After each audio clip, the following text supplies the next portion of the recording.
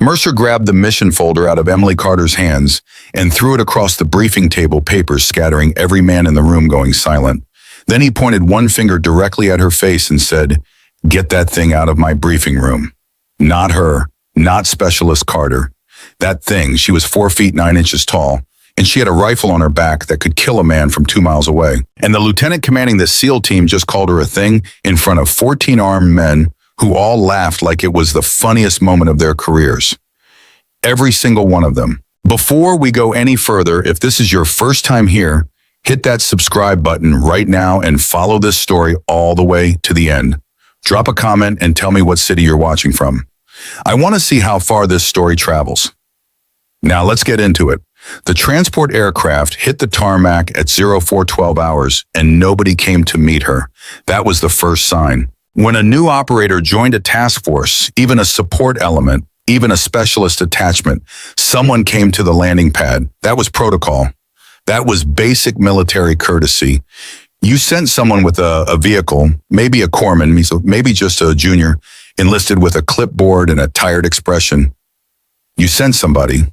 Emily Carter stepped off the ramp of the C-13, alone, her ruck nearly as wide as her shoulders, her sniper system case strapped across her back, in a way that made her lean forward just slightly to balance the weight. The desert night hit her like a wall, dry cold, smelling of jet fuel and sand. She stood on the tarmac for a full 30 seconds, looking for the welcoming party. Nothing. Just the wind, the fading engine whine of the aircraft, and the distant floodlights of the forward operating base throwing pale yellow light across the dirt.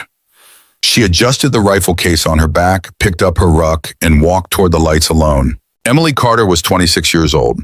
She had been shooting competitively since she was 9, when her grandfather, a Vietnam-era Marine sniper, who smelled like motor oil and black coffee, handed her a .22 rifle in a field outside Lubbock, Texas, and told her that patience was the most dangerous weapon ever invented.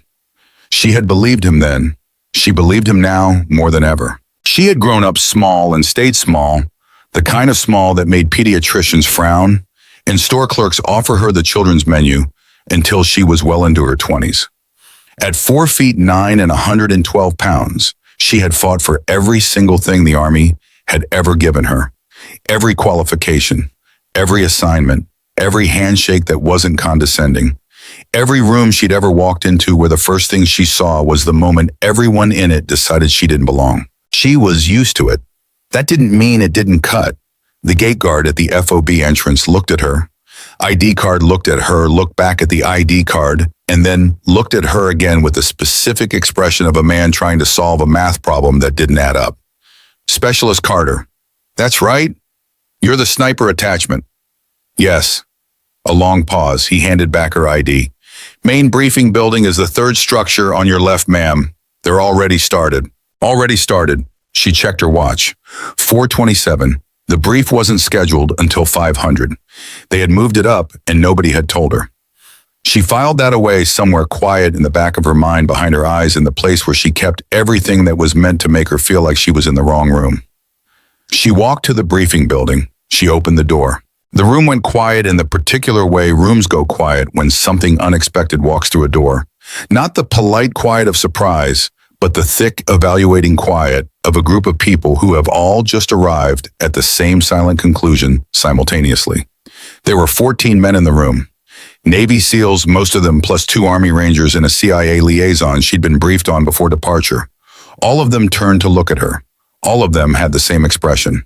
The expression said, "This is a mistake." Lieutenant Jack Mercer was standing at the front of the room beside a topographic map pinned to a corkboard. He was everything Emily had expected from his file, 6'2", built like a man who had decided at some point in his early 20s that the human body was a piece of equipment to be maintained at peak operational efficiency, with a jaw like a shipyard and eyes that had probably never once in his life been soft. He had 11 combat deployments. He had a Silver Star. He had the kind of confidence that came from a long and unbroken record of being right, and the kind of pride that had grown up so tightly around that confidence that you couldn't separate one from the other anymore. He looked at Emily the way a mechanic looks at a car that has shown up for a job it clearly wasn't built for. "Carter," he said, not a question, a verdict. "Lieutenant Mercer." She walked to an empty seat near the middle of the room. Sorry I'm late. I wasn't notified the brief had moved up. It moved up, Mercer said with the tone of a man who had not considered for even a moment that this might be information she needed. Because the mission window is tightening. Sit down. She sat. Someone behind her, she didn't turn to look, said something under his breath. Low enough to pretend it was private, loud enough to make sure she heard it. 2 words of sniper. And then from somewhere to her right, a voice that belonged to a man named Chief Petty Officer Darius Wade. A man built like a refrigerator and decorated like a Christmas tree, said with complete unhurried ease, as though commenting on the weather. She looks like somebody's kid sister. Laughter. Easy laughter.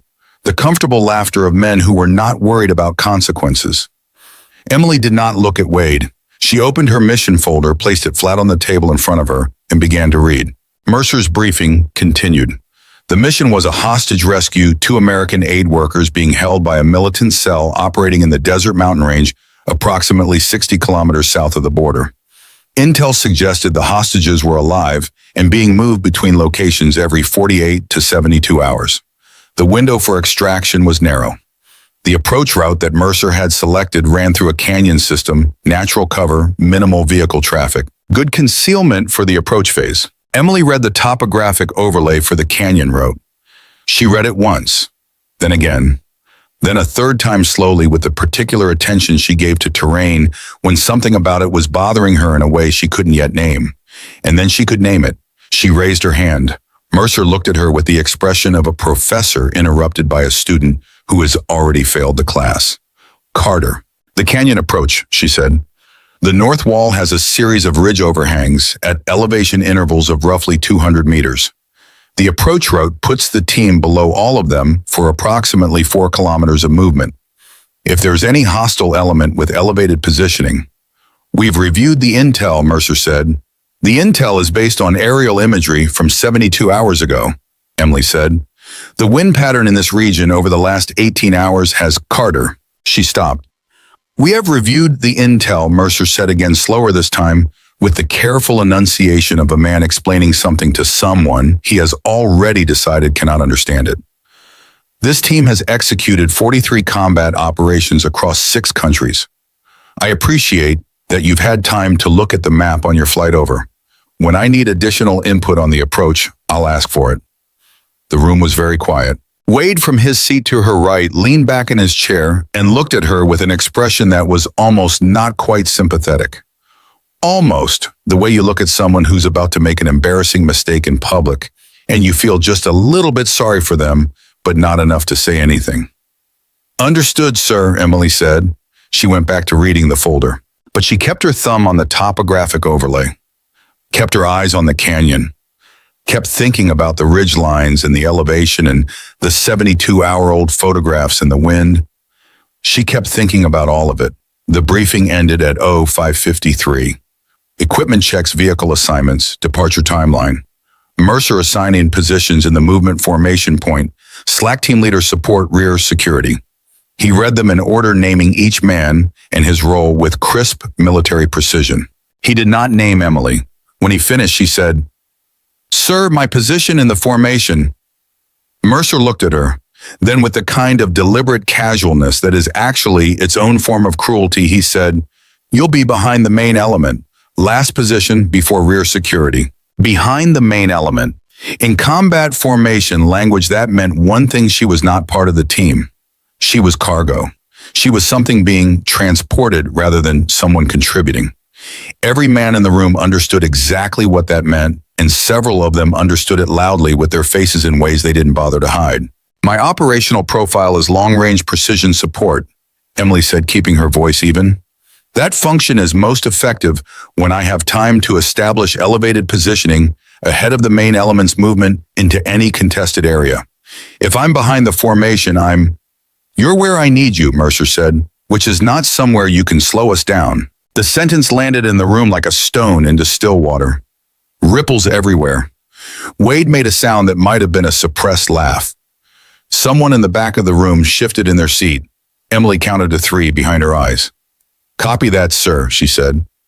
She folded her mission folder and stood up with the rest of the room. Outside, in the narrow space between the briefing building and the motor pool, She did what she always did after a room like that. She stopped, she breathed, and she put it somewhere.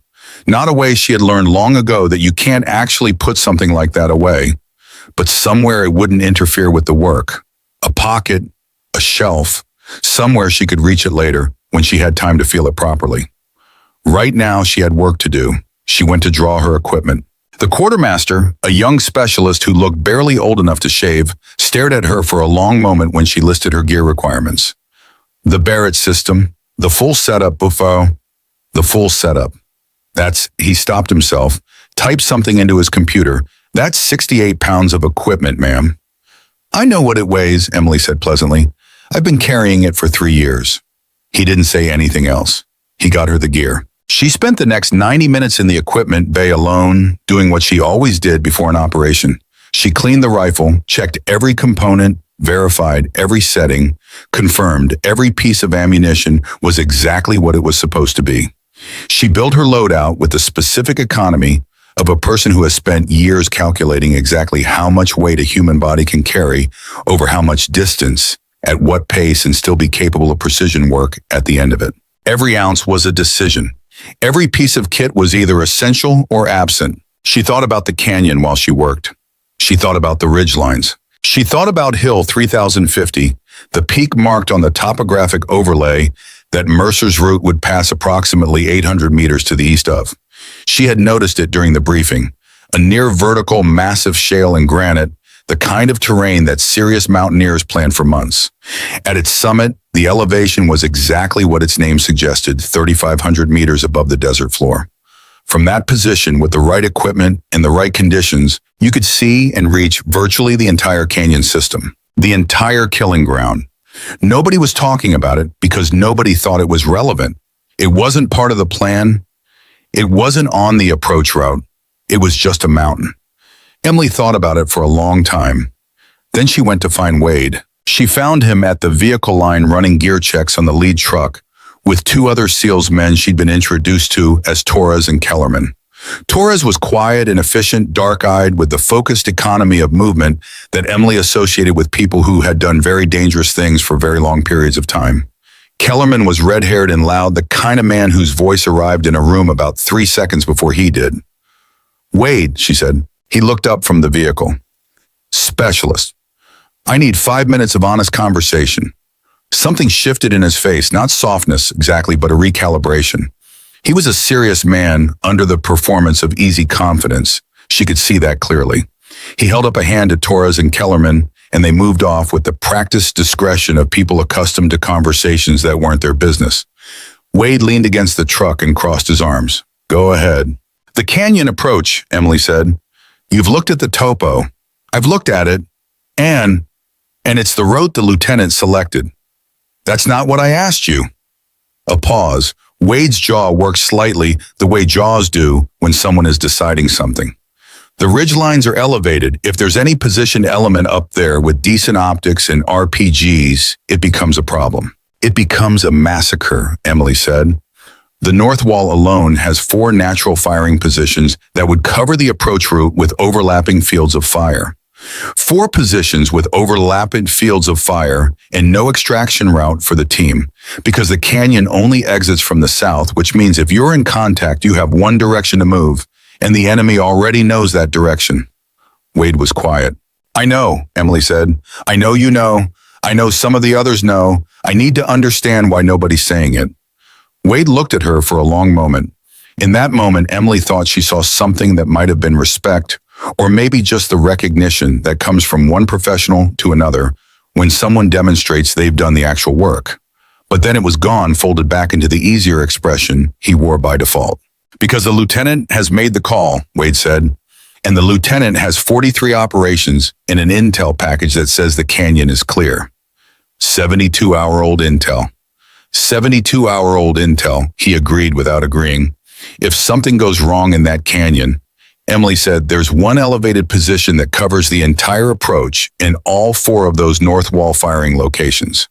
Hill 3050. From that summit, a precision shooter can reach anything in that canyon. Wade's eyes moved just slightly, just for a moment, to the distant darkness where the mountain range was a black shape against a slightly less black sky. Then they came back to her. "That's a hell of a climb," he said, "especially with your system." "I know. In the dark. I know. The LT already told you your position." "I know that too." Another silence. Longer this time. "Carter," Wade said finally, and for the first time there was something different in the way he said her name. Not warm exactly, but real. "I'm not going to tell you what to do. I'm not your chain of command, but I'll tell you this, whatever you decide, you better be right. Because if you're wrong, your career ends tonight. And if you're right," he stopped, shook his head slightly. "You better just be right." He pushed off from the truck and walked back toward Torres and Kellerman. Emily stood at the vehicle line for a moment alone, with the dry wind and the smell of sand and diesel and the distant shape of the mountain against the dark sky. She thought about her grandfather standing in a field outside Lubbock with the smell of motor oil on his hands, telling her that patience was the most dangerous weapon ever invented. She thought about the canyon. She thought about 14 men moving through a 4-kilometer kill zone while she walked behind them like luggage. She thought about Hill 3050. You better just be right. At 07:15, the convoy staged at the FOB's southern gate. Engines running gear loaded the particular tense but managed energy of a team on the edge of movement. Emily stood at the rear of the column with her ruck and her rifle case exactly where Mercer had put her and watched the desert morning begin to open up the sky, going from black to deep purple to something almost indigo at the edges. Mercer moved down the column doing final checks, exchanging brief words with each element. When he reached Emily, he stopped, looked at her ruck, looked at the rifle case, looked at her. "You're going to be able to keep pace," he said. Not, "Are you ready?" Not in any questions. Just, "Are you going to be able to keep up?" "Yes, sir," Emily said. "Don't slow my team down." He said it without heat, without meanness, just as a statement of the thing he believed most likely to be true. "If you fall behind, you stay behind. This isn't a babysitting operation," Emily said quietly. "I understand, sir." Something flickered in his face. Surprise maybe that she'd finished the sentence. Or something else, something harder to name, then it was gone. "Move out," he said and walked to the front of the column. The convoy rolled south into the desert morning. 3 kilometers from the base, Emily looked to the east where the mountain range was beginning to emerge from the dawn ridge by peak.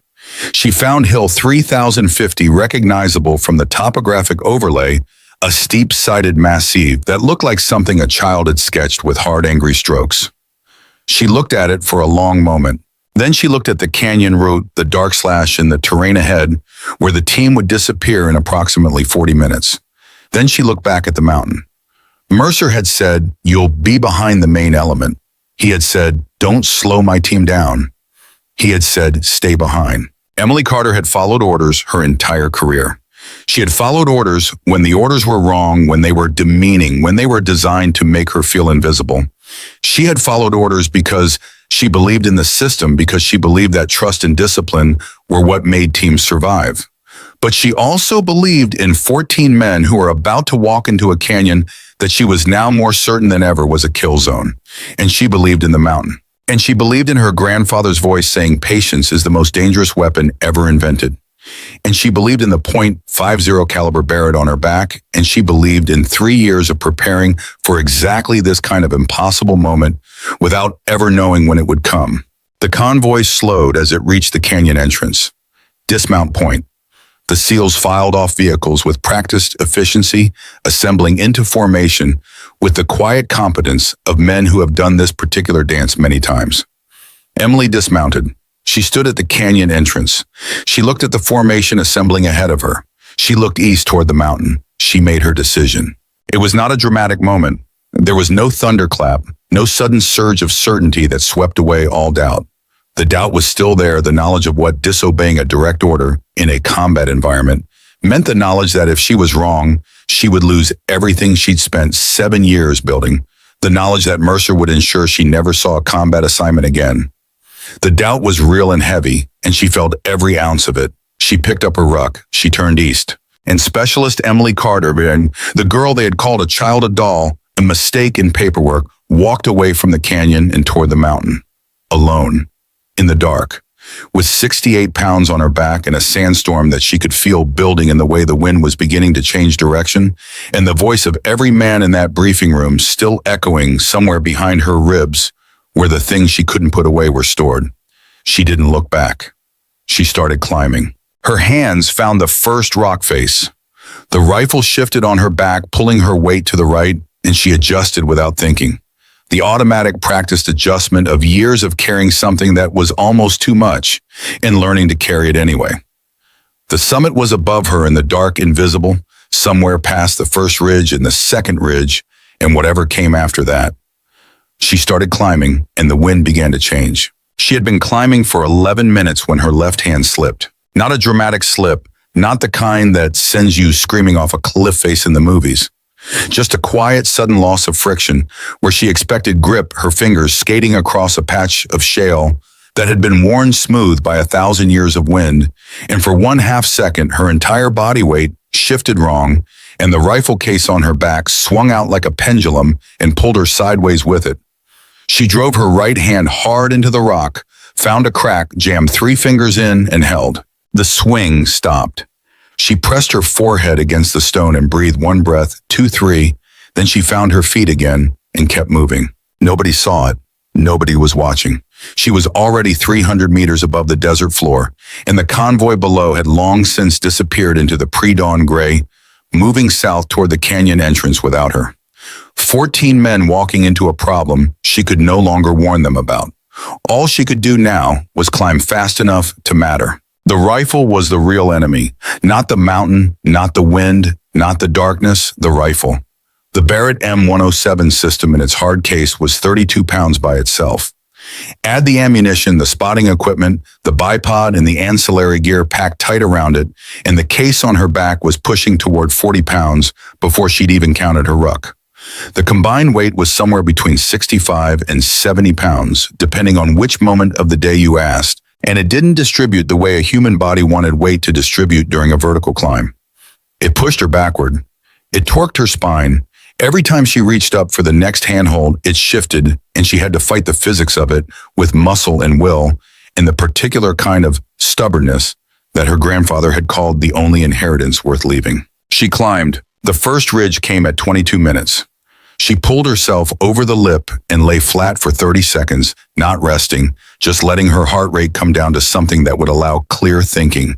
And then she was up again, scanning the slope above her, picking the next line. The mountain had 3 distinct faces before the summit plateau, and she was on the least technical of them, which still meant exposed rock sections, loose shale fields, and 2 chimney climbs that were going to demand everything her arms had. At 31 minutes, she heard the wind change. She had grown up in West Texas. She knew what changing winds sounded like in the desert before a big weather event, the way it shifted from a steady direction to something restless and uncertain, probing like a living thing that hasn't decided yet where it wants to go. She stopped climbing and stood still for 10 seconds, her face turned into the wind, reading it the way her grandfather had taught her to read everything without rushing the conclusion. It was coming. The sandstorm she'd seen building in the meteorological data, the one she'd mentioned in the briefing, and nobody had cared about the one that was going to reduce visibility across the entire operational area to near zero within the next 3 to 4 hours. She had factored it into her timeline. She needed to be on the summit with a stable firing position established before that storm hit, which meant she had approximately 90 minutes from right now. She started climbing faster. At 43 minutes, the pain in her shoulders crossed from discomfort into something with teeth. The rifle case straps had been digging into the same 2 points on her trapezius muscles since the base, and now those points had graduated from soreness to a burning that was specific and insistent and demanded acknowledgement. She acknowledged it and kept climbing. Pain was information. As long as the information it was giving her was, "This hurts, but nothing is failing," she could work with it. "You're not tired," she said aloud to herself quietly, the way she'd learned to do on long stalks and longer climbs. Not because she believed it entirely, but because the part of her brain that was managing the effort needed to hear it. "You're just working." The rock under her right boot crumbled without warning. She dropped 6 inches before her left foot caught a ledge and her hands found the wall. The case swung again harder this time, and for a genuine moment she was hanging by her left foot in both hands with 68 pounds trying to pull her backward into empty air. She pressed herself flat against the rock face, breathed, found her right foot again on a different hold. Okay, she said, okay. She kept going. Below her, completely invisible now in the terrain, in the growing light of early morning, the SEAL team was moving. She knew their pace. She knew their route. She had memorized the topographic overlay well enough to run it in her head like a film. The approach marched the canyon entrance at kilometer 0, then the long 4-kilometer movement through the kill zone with the north wall ridgelines above them the entire way. She needed to be in position before they reached kilometer 2. She pushed harder. At 58 minutes, she reached the base of the second face and found the chimney climb she'd identified from the topo map, a vertical crack in the rock approximately 18 inches wide, running straight up for what looked like 12 meters. Chimney climbing meant pressing your back against one wall and your feet against the other and inching upward using friction and opposing pressure, which under normal circumstances with a day pack was strenuous but manageable. With a 40-pound rifle case on her back, it was going to be something else entirely. She looked at it for a moment. She looked up at the summit, still invisible above. She thought about the canyon. She got into the chimney. The case made it almost impossible. There was no way to get her back flat against the wall with the case between her and the rock. So she had to angle one shoulder, driving against the stone. Her body twisted, working up the crack in a way that used different muscles than chimney technique was supposed to use, and loaded her spine at angles that were going to require a conversation with a physical therapist somewhere in her future. She moved 6 inches at a time. The rock scraped her forearms through her jacket. Her boots found purchase and lost it and found it again. Halfway up, her left arm started to shake. Not the controlled, managed fatigue shake of muscles that are working hard, the deep involuntary tremor of a muscle that is approaching its actual limit. She had felt it once before in a training exercise in Colorado, and she had the same reaction now as she'd had then. She registered it, she assessed it, not failure, not yet boundary, and she changed her technique to load the right arm more heavily and give the left a partial rest without stopping her upward movement. She came out of the chimney at 67 minutes and lay on the ledge above it, with her face against the rock and both arms shaking and her heart doing something she couldn't quite call a rhythm. She had 43 minutes left. She got up. The third face was shorter but steeper, and the wind was serious now, no longer probing but committed, coming hard out of the southwest with the particular violence of desert air that has decided what it's doing. Dust and grit stung her eyes. She kept her head down and climbed by feel as much as sight hands, reading the rock ahead of her face, feet finding holds without her eyes. At 81 minutes, 9 minutes behind her mental schedule, she pulled herself over the summit lip and onto the plateau at the top of hill 3050. She was on top of the world, or she would have been under different circumstances able to appreciate that. Under these circumstances, she had 9 minutes before she'd lost her time buffer entirely, a sandstorm beginning to claw at the air around her, a rifle to uncase and assemble, and zero in a wind that was going to complicate every calculation she needed to make, and somewhere below her, invisible, unreachable by radio, 14 men walking toward what she was increasingly certain was the last walk some of them would take. She dropped the ruck. She unstrapped the rifle case. She opened it with hands that were bleeding from the chimney she hadn't noticed during the climb, but now she could see the torn skin across her knuckles and the smear of dark red on the case latches. And she assembled the Barrett with the automatic muscle memory of someone who had done it 10,000 times in the dark, in the cold, in the rain, in conditions designed to make it difficult. Because she had always known that when she needed to do it for real, it would not be easy. The rifle came together in 4 minutes and 12 seconds. She deployed the bipod. She established her position prone-angled slightly left of the summit's highest point to use a natural rock formation as a windbreak for the worst of the gust. She found her range card and began building her firing solution. The canyon entrance below was visible through her scope, even in the building haze, a dark cut in the terrain, and she was almost sure she could see the movement of small figures at its northern end. The team was at kilometer 0, moving south, moving into it. She pressed her eye to the scope and began scanning the north wall ridgelines, and that's when she saw them. Not all of them at once. The first one was a heat shimmer in the scope that resolved as she watched into a shape that was definitively human. A man lying prone on the first ridgeline with a weapon she couldn't fully identify at this distance, but whose silhouette was unmistakable. She moved the scope, found the second shape, found the third partially concealed behind a rock formation, but visible at the angle she had from above. She kept scanning, kept finding them, one by one, patient and methodical, the way her grandfather had taught her. Mountain will show you what it's hiding if you're willing to be still long enough for it. 8 positions on the north wall. At least 8, and she hadn't finished the scan. 8 positions with overlapping fields of fire covering the approach route. Exactly what she had told Mercer. Exactly what he had dismissed in front of 14 men without a second thought. Her radio crackled, the team channel weak at this distance but audible. She heard Mercer's voice, crisp, controlled the voice of a man who had no idea yet what was waiting for him, calling position check to his element leaders as they moved through kilometer 1. She keyed her radio. Mercer, this is Carter. I have eyes on hostile positions. North Wall 8 confirmed, possibly more. The canyon is a kill zone. Do not advance past kilometer 1. I say again, static. Then Mercer's voice sharp and hard. Carter, where the hell are you? Summit of Hill 3050. I have thermal and optical on 8 hostile positions covering your entire approach route. They are waiting for you. They know you're coming.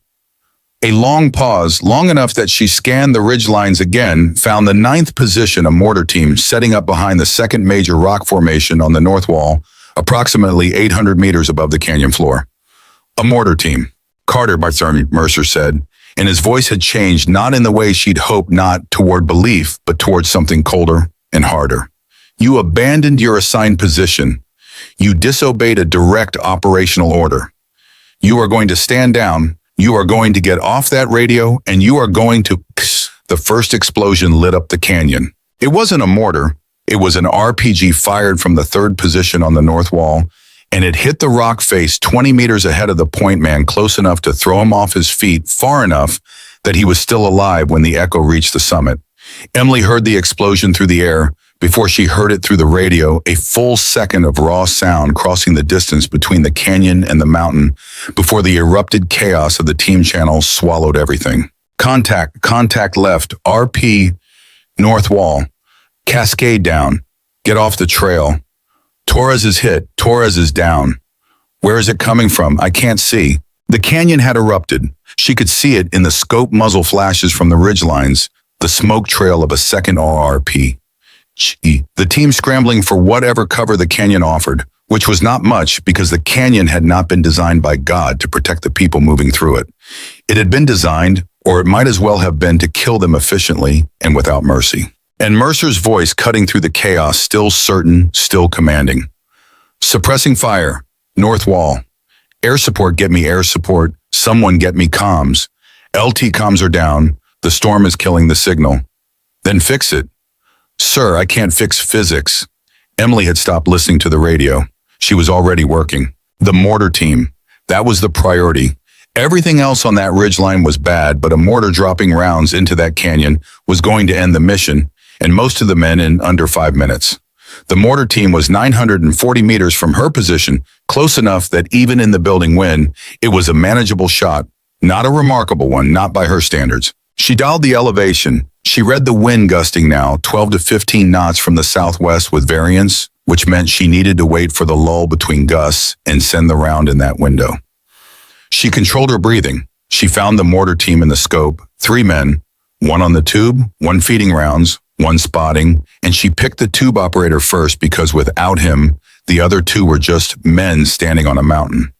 She waited for the wind. The wind paused. She fired. The Barrett's report hit the air like a thunderclap, and the recoil drove through her shoulder, and she was already cycling the bolt before the bullet reached its target, which it did. She could see it in the scope, the mortar team's activity ceasing in the specific abrupt way that activity ceases when a .50 caliber round arrives without warning, and she was already moving to the next target before the echo of the shot finished crossing the canyon. The team channel erupted again. What was that sniper shot? Where did that come from? North wall position, 3 is down. That didn't come from north wall, that came from above. And then Wade's voice, distinct from the others, cutting through with a clarity that Emily recognized as the voice of a man who had just understood something important. Carter, is that you on the mountain? She fired again. Second position. a machine gun crew that had been pouring fire into the canyon floor. She cycled the bolt, found the third position. Carter, Wade's voice was different now, not questioning, not commanding, something she had never heard directed at her in 7 years of military service. Something that sounded, if she was honest with herself, like awe. That's Carter. She's on the mountain. She's on top of the mountain. The hostile positions on the north wall were beginning to react to her. She could see it in the scope men who had been focused entirely on the canyon below them, suddenly turning scanning the ridgeline above, trying to identify where the fire was coming from. The moment they understood where she was, they would turn their weapons toward the summit, and the dynamic of the entire engagement would change. She had a window, minutes, maybe less. She fired again. Down in the canyon, something was shifting. The volume of incoming fire from the north wall had dropped, not stopped, but dropped, and the team was finding cover, getting organized, getting their weapons oriented. She could hear it in the radio traffic. The chaos was still there, but underneath it was the framework of trained soldiers beginning to function again, beginning to think, beginning to fight back instead of just survive. Mercer's voice, who was firing from elevation, "Someone identify that shooter." Wait again, and this time his voice was entirely steady. "It's Carter, Lieutenant. She's on 3050. She's covering our 6 from the summit." A silence on the radio, not long. 3 seconds, maybe 4, but the specific silence of a man revising something fundamental. Then Mercer said quiet enough that Emily almost missed it through the static. "How many of them can she see?" "More than us," Wade said. "A lot more than us." Emily had the 9th target in her scope. A sniper of theirs, she realized, a counter-sniper positioned at the far end of the north wall, who had been waiting for exactly the moment when the SEAL team's movement stalled and they went to static in the canyon. He was good. She could see him scanning, disciplined, methodical. He hadn't found her yet, but he was working toward it with professional patience. She did not give him time to finish. She fired. She cycled. She moved her position 3 meters left along the summit, always move after the shot. Always, because a good counter-sniper will orient on your muzzle flash, and you have approximately 4 seconds before his return round. It arrives, and she was already finding the next target before she'd finished moving. The wind hit her like a wall. The sandstorm had arrived. Not the building edge of it, not the probing gusts she'd been fighting for the last hour. The actual storm.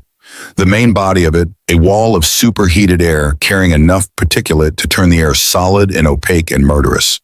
Visibility through her scope dropped from clear to compromised in under 30 seconds. The thermal attachment became essential. Without it, she would have been blind, but with it, she could still see the heat signatures of the men on the ridgeline. Orange-red shapes against the cooler stone, moving, repositioning, trying to understand what was killing them from above. She heard Mercer's voice through the radio, broken by static. Now the storm eating the signal? Casualties. Torres down Kellerman. 2 wounded. Can't extract without air support, and air support is grounded. Need suppression on north wall positions 4 through 7. We cannot move. 4 through 7. She found them in the thermal. The storm was making everything harder. The wind variance had gone from manageable to something close to impossible. Gusting to 30 knots and then dropping to 10 and then spiking again, and shooting in that kind of wind required not just calculation but prediction. The ability to read what the air was going to do in the 3 to 4 seconds between the rifle and the target and compensate not for the wind that existed, but for the wind that was coming. It was the hardest thing she had ever dashed or done with a rifle. She fired anyway. Position 4 gone. She moved. Position 5 she sent around and watched the heat signature drop in the thermal, and she was already moving to 6 before she confirmed the hit. 6 was harder. The man was behind cover, only partially exposed, and she had to wait for the moment he shifted his firing position to engage the team below. The moment he lifted his head above the rock, and she had to predict when that moment was coming and have her solution ready before it arrived, which meant reading his pattern, his rhythm, the interval between his bursts of fire. He was shooting every 40 seconds. She clocked 3 cycles, and on the 4th, when he rose to fire, she was already there, already waiting. 4 seconds of bullet flight through a sandstorm. The heat signature dropped. LT, her voice on the radio steadier than she felt. Positions 4 through 6 are down. I have 2 remaining on the north wall. Working them now. What's your status? Static. Then Mercer and his voice had changed again. Not the cold, hard command voice, not the dismissive certainty she'd heard in the briefing room. Something stripped of armor. 2 KIA, 3 wounded, including me. We cannot move. Kellerman is applying a tourniquet to Torres. Torres oasis a pause with things inside it. Torres is not going to make it if we don't extract in the next 20 minutes. Torres, the quiet one with the dark eyes and the economical movements. The one who had moved off politely when she needed 5 minutes alone with Wade at the vehicle line. I'm working as fast as I can, Emily said. Carter, his voice, just her name, but different from every other time he'd said it. How many can you still see? She scanned. 2 on the north wall, and she swept the thermal across the ridgeline and stopped. There's a technical vehicle, armed truck south end of the ridge. It's been staged there. They were holding it in reserve. It's moving. They're repositioning it to fire down into your position. A pause. Distance, Mercer said. She ranged it. 1,100 meters from my position. Can you hit a moving vehicle at 1,100 meters in this storm? She looked at the thermal image of the truck moving slowly across the ridgeline. The heat of its engine bright and clear against the stone, maybe 15 kilometers per hour predictable direction. I can hit it, she said. Another pause. Then Mercer said something she had never expected to hear from him, in a voice she had never expected him to use. He said it quietly, without theater, without performance, as though it was simply the truest thing he knew how to say in that moment. Then please do. She built the solution in her head. 1,100 meters. Moving target at 15 kilometers per hour direction of travel, left to right across her field of view, which meant she needed to lead the vehicle by approximately 2 meters at this wind speed.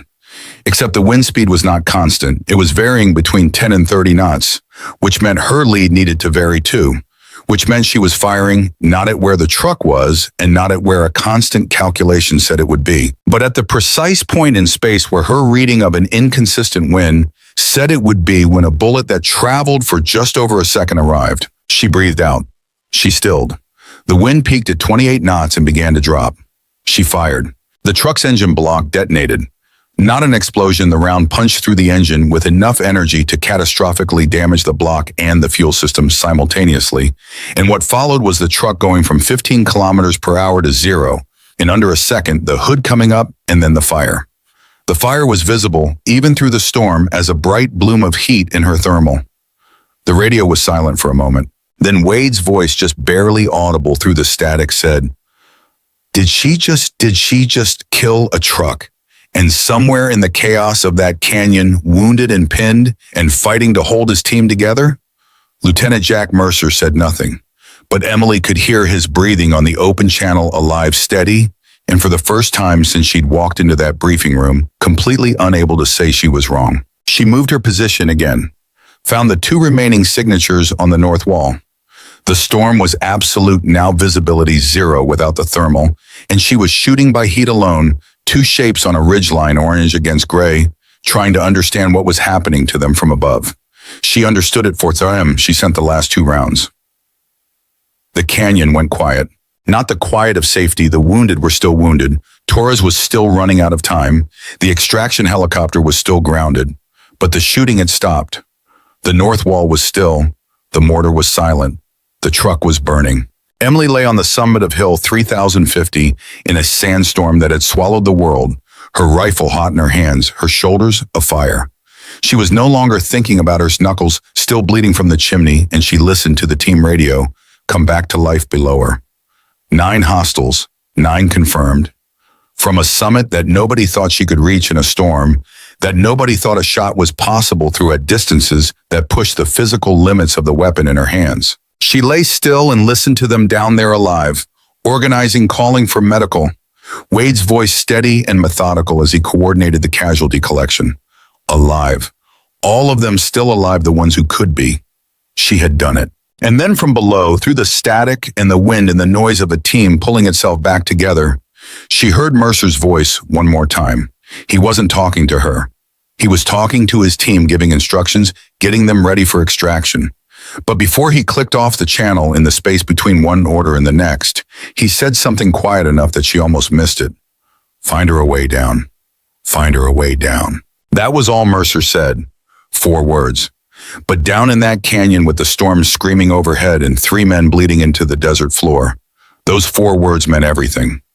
Because 20 minutes ago, this same man had called her a burden, had pointed at her in a briefing room, and essentially told 14 armed professionals that she was a mistake someone had made on a piece of paper. And now he was using the same voice he used to keep men alive to make sure she got off that mountain. Wade heard it. He was already moving. Reyes, stay on Torres. Keep pressure on that wound. Don't let up for any reason. He grabbed Kellerman by the shoulder. You're with me. We're going to the east base of 3050, and we're going to talk her down. Kellerman, red-haired and still bleeding from a gash above his left ear that he hadn't stopped to deal with, looked at Wade like he'd suggested they swim to the moon. In this storm, Chief, we can barely see the man in front of... Then stay close, Wade said, and he was already moving. Up on the summit, Emily heard none of that. What she heard was wind. Absolute, committed, violent wind that had turned the air into something physical. Not air you moved through, but air that moved against you, that pushed and grabbed and had opinions about where you should and shouldn't be. The thermal on her rifle was still functional, but the scope was beginning to collect grit despite the lens cover, and she could feel the storm working on every piece of exposed equipment she had. Patient and relentless, the way the desert always worked on things it wanted to reclaim. She began to break down the rifle. Not because she was done, she kept scanning between each step of the breakdown habit so deep it was closer to instinct, but because she needed both hands for what came next and the Barrett needed to go back in its case. Her hands were shaking. She noticed it the same way she'd noticed the bleeding earlier, as information, not emergency. The shaking was fatigue and adrenaline and cold, the exact combination that follows extreme effort when the body suddenly realizes it's been running on override for the last 2 hours and would like to have a conversation about that. She worked through it. The rifle broke down clean. She cased it, latched it, shouldered it. Then she looked over the edge of the summit. The descent route she'd used coming up was no longer viable. The storm had changed the mountain, not physically, not in any way you could measure on a map, but in the practical sense that the route she'd climbed in relative darkness with building but manageable wind was now inside a sandstorm that reduced visibility to approximately 8 feet and made every piece of loose rock on the face a projectile. The shale fields below the second ridge were going to be moving. Not metaphorically, the wind at this elevation was strong enough to lift shale fragments and throw them. And a shale field in a desert windstorm was as close to an active minefield as terrain got. She keyed the radio. Wade, you copy static, then broken copy Carter. We're moving to East Base. What's your status? Summit, storm is full force up here. My ascent route is compromised. Scanning for alternate descent. A pause. She could hear wind in his radio feed too. He was already outside, already moving through it. East face, he said. Topo shows a gully system on the east face runs about 60 degrees. Steep, but it's out of the direct wind. Can you find it from the summit? She oriented herself storm direction, sun position, which was invisible but calculable from the time, and the wind vector yielded the memory of the topographic overlay she'd studied for 90 minutes on the transport aircraft, because she had been planning for exactly this possibility without knowing she was doing it. The east face. She could find it. I can find it, she said. How long to descend? She looked at what she could see of the Juan Mirange, thought about the 60-pound load, thought about her hands. 40 minutes, maybe less.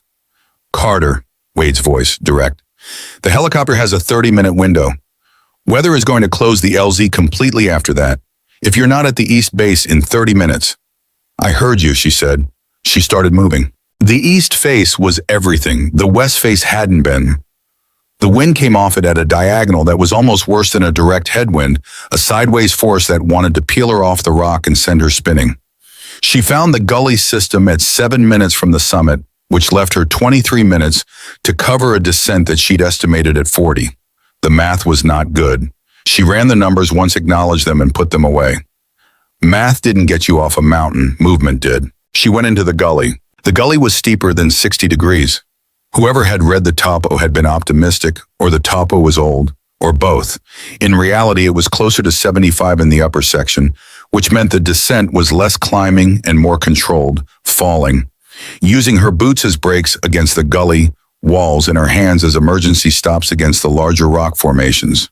The rifle case kept trying to get ahead of her gravity-wise, swinging forward over her shoulder every time she leaned back to brake, and 3 times in the first 5 minutes, it nearly took her face off before she figured out a way to brace it with her left elbow on the steepest sections. At 12 minutes, she hit the first obstacle, a section of the gully where the rock had fractured recently, possibly within the last few hours, as the storm's temperature change had worked on the stone and collapsed into the gully floor, blocking the route with a pile of broken shale that was still settling, still moving, making sounds like dishes breaking in slow motion.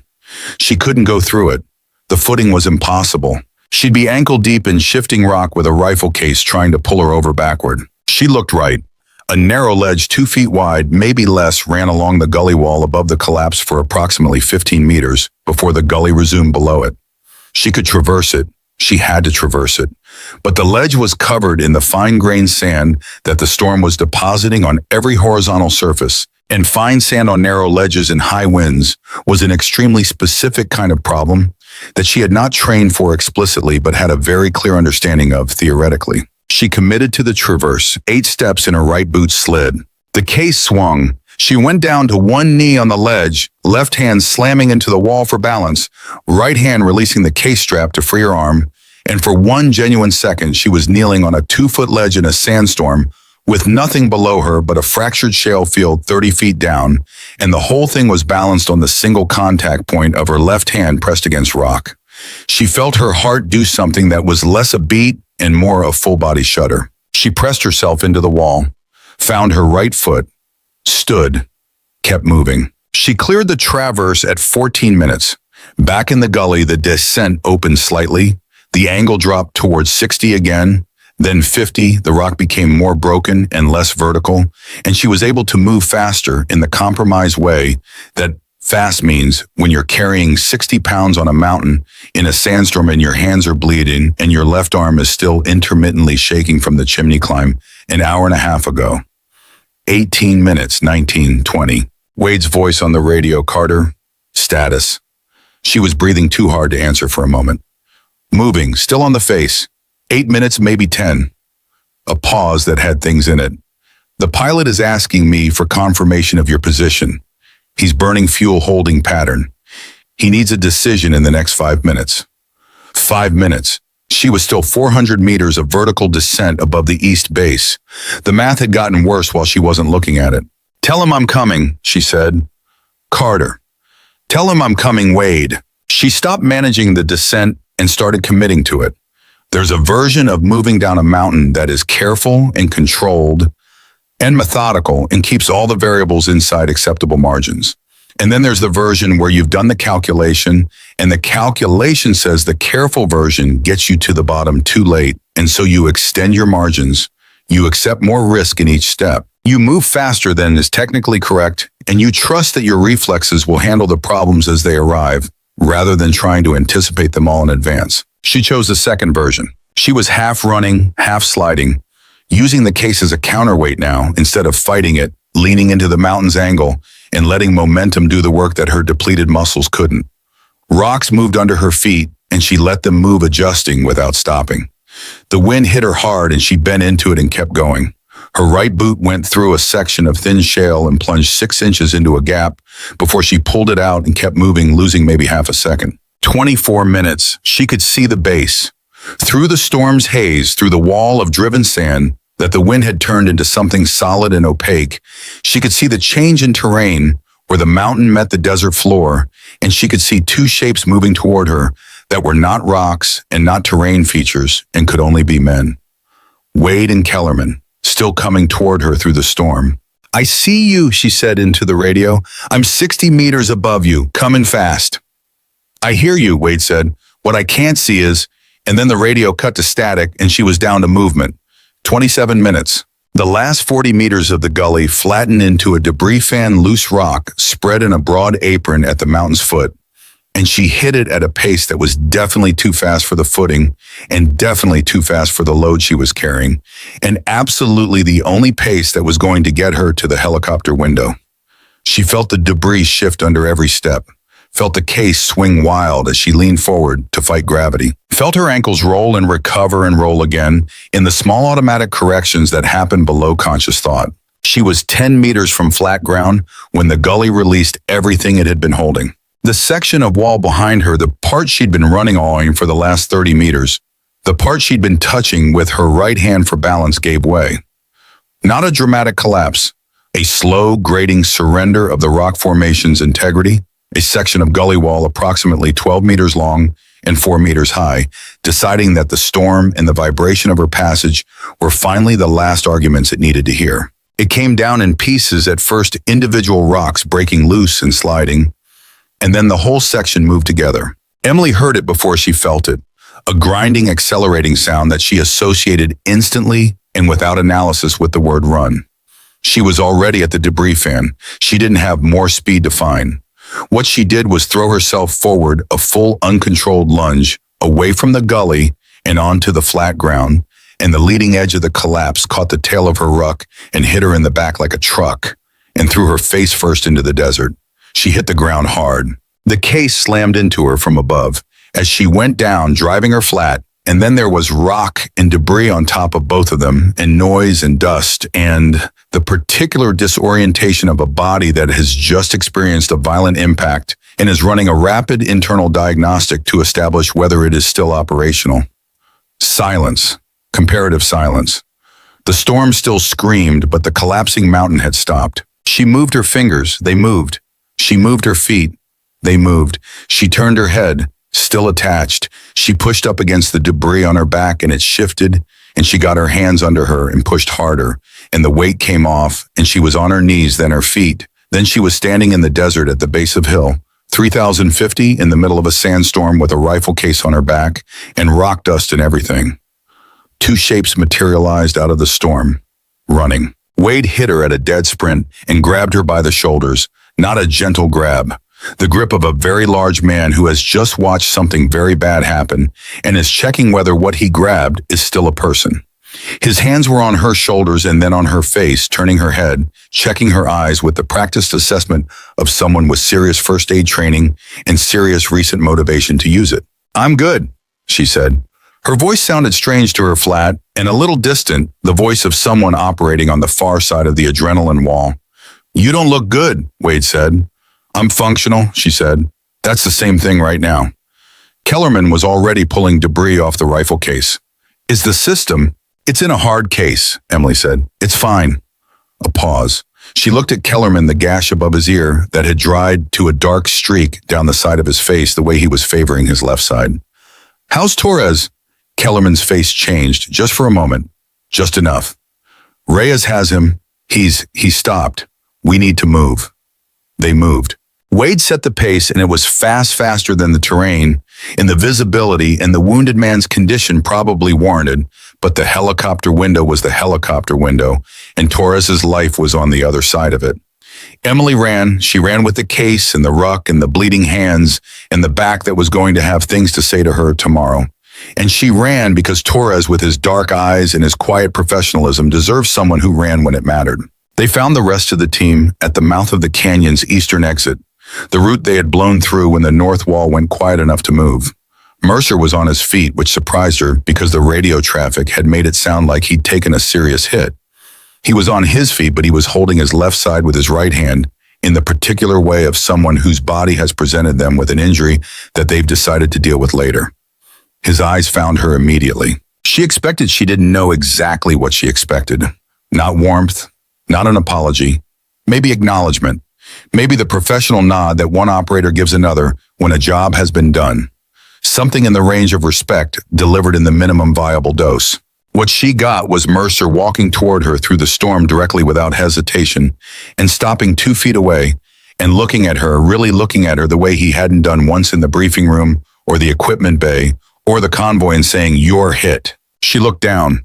There was blood on her jacket, not from her hands, different location left side, and now that he'd pointed at it, she could feel it, a specific sharp pain in her left rib cage that she'd been successfully ignoring for the last 8 minutes.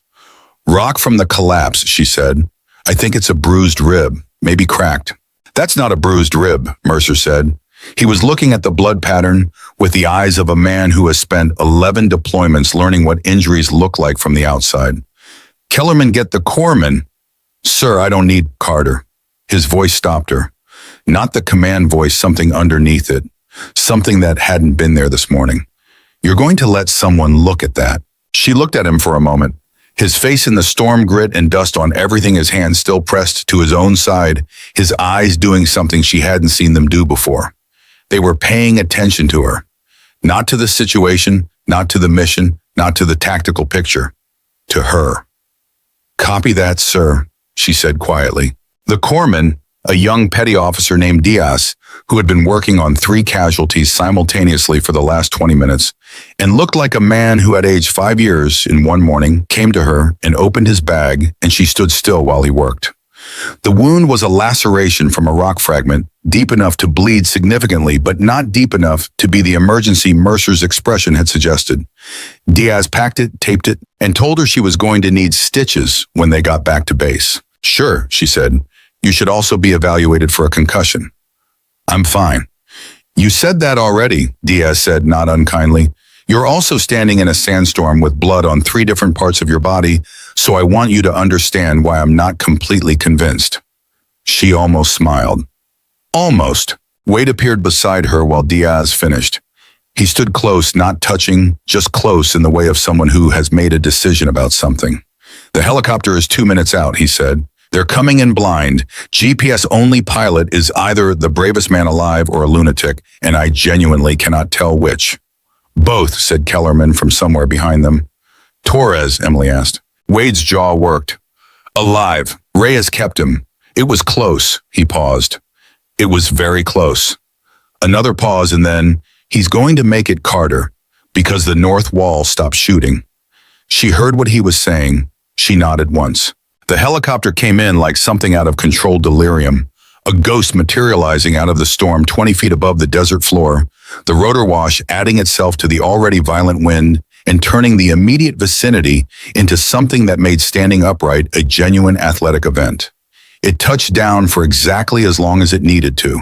The team moved with the efficiency of people who have loaded casualties under fire often enough that the motion is stored in their muscles rather than their minds. Torres went on first, Reyes maintaining pressure on the wound all the way through the door, then the other casualties.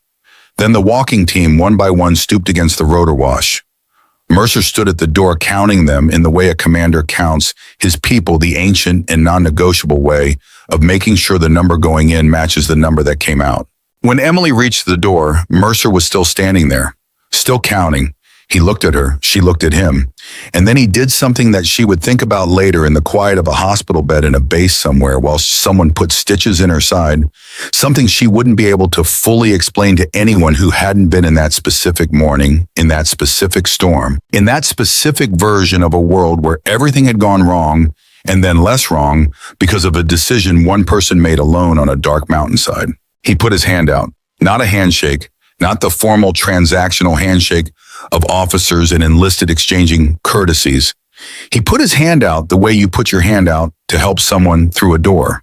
The way you do it when you've decided that the person on the other side of the threshold deserves that particular gesture, that particular acknowledgement, that specific and unambiguous communication that says you belong in here. She took his hand. He helped her through the door.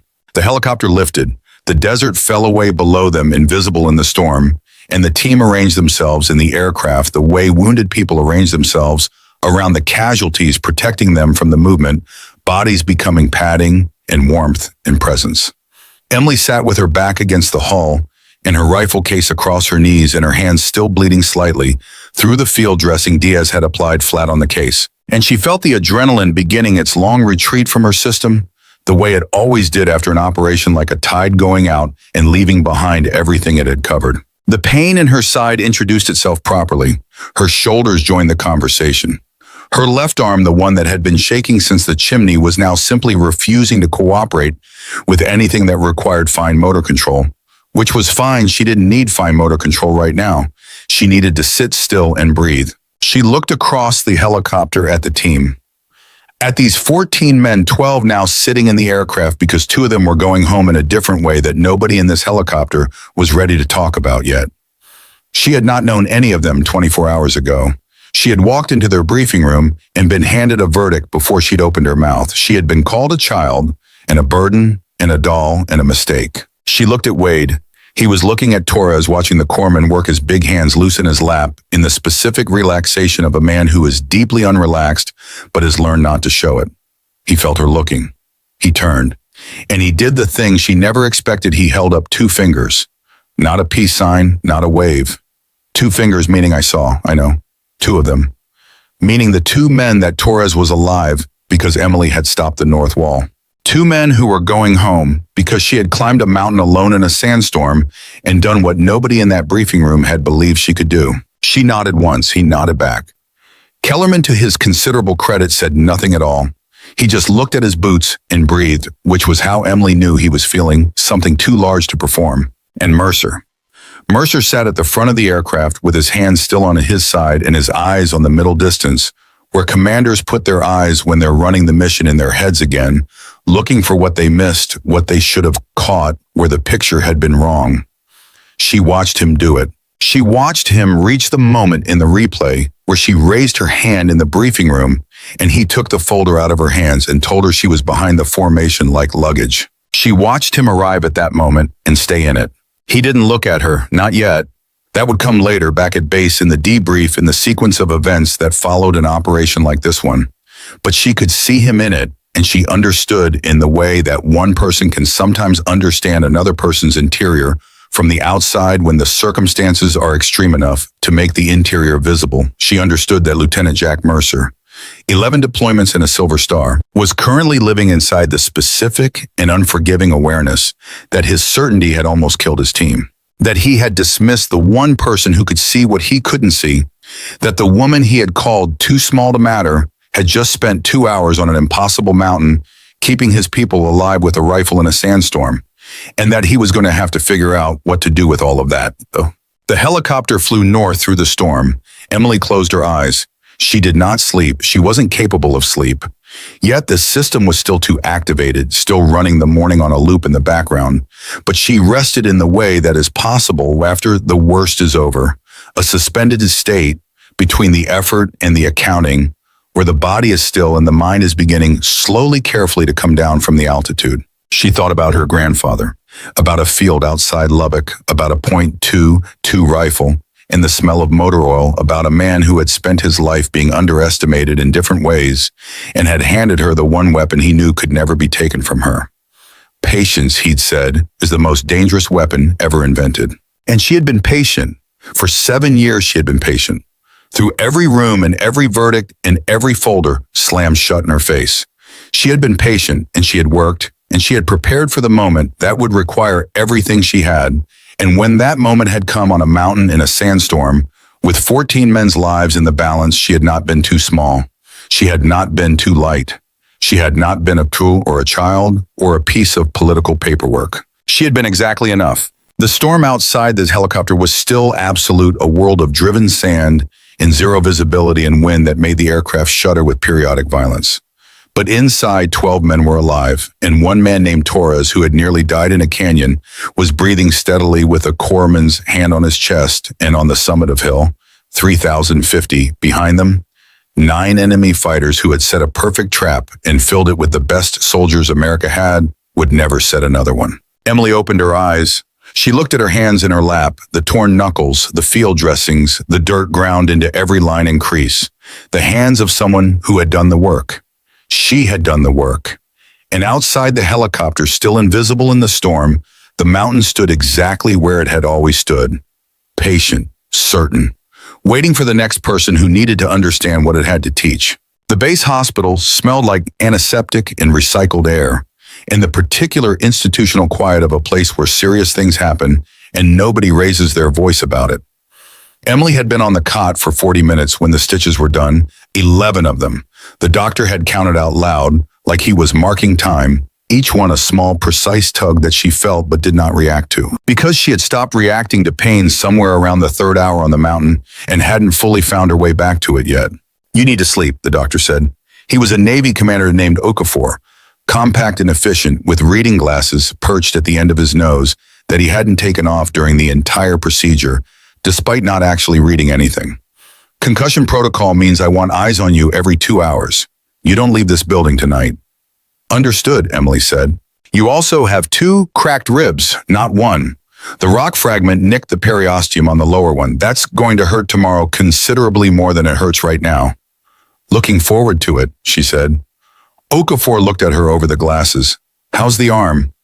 She lifted her left arm, flexed the hand. The tremor had subsided to something barely perceptible, more of a memory of shaking than actual shaking. Better. Nerve fatigue, he said. It'll pass, but you were at your absolute physical limit up there. Your body is going to send you a bill for this week. She nodded.